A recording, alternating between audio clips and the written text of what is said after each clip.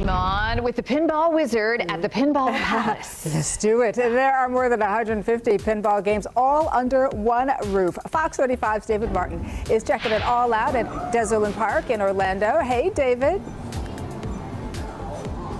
Danielle, I'm speaking to our generation here. Pinball's wonderful. And the new Pinball Palace inside Deserland Park on International Drive is now open.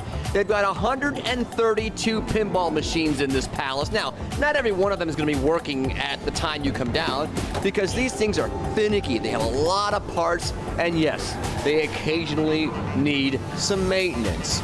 But they're on top of any game that requires such maintenance. Love it. It's part of Michael Deser's private collection. He's down in South Florida, billionaire, owns a ton of cars, antique cars. You can come see those too at Deserland Park. He's also hired Robert Sandler here as the expert at Pinball Palace. How are you, my friend? I'm doing good, having the best game of my day. Very good. The shirt you're wearing, very special? Very special. I got this when I saw the 1989 release of Batman. Look, the shirt on top? Oh, the shirt on top. I used to manage a pinball arcade, so. Very good. I want to talk about cheating methods and how they're prevented. Tilt, T-I-L-T. We all know that when you shake a machine, that's bad. Right, because there's a piece of metal hanging in middle ring, and if you tilt it too far, it makes contact, shuts off your game. And there's something else. Kids back in the day would try to hit that plunger too hard. Right, they try to slam the plunger, which could damage the machine, so some arcade managers put a little deterrent.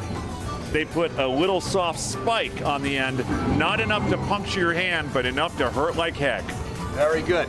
Now, as we make a walk here into the Pinball Palace, you've got different decades represented. You have modern games, you have the 90s, of course, represented. We go back in time on this road to the 80s and even the 1970s, and I love the 70s, of course. That's when I was born. This machine is very special to you, Captain Fantastic, Elton John. Right, because when the movie Tommy came out and Elton John was doing the soundtrack, Bally released a Captain Fantastic pinball machine, and that really sparked the interest of the masses in the 1970s.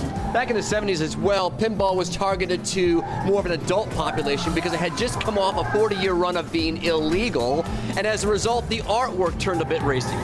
Yes, you had things like James Bond, a lot of Playboy machines. The artwork was much more risque, much more targeted at an adult crowd rather than kids.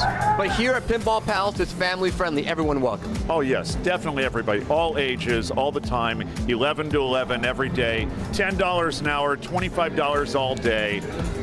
Deserlandpark.com says it all. You can't beat that. And on a rainy, stormy day, I'd rather be in a Pinball Palace than outside under the storm clouds. So Danielle and Amy, which game intrigues you that's probably here under the roof of Pinball Palace? We'll send it back to you. Thank you, Robert. I appreciate that, my friend. Anytime, man. All right, So back much to you. fun, David. I'm Thanks. just sticking with the Dukes of Hazzard. Yes, I think that's good. Right? That Addams Family one.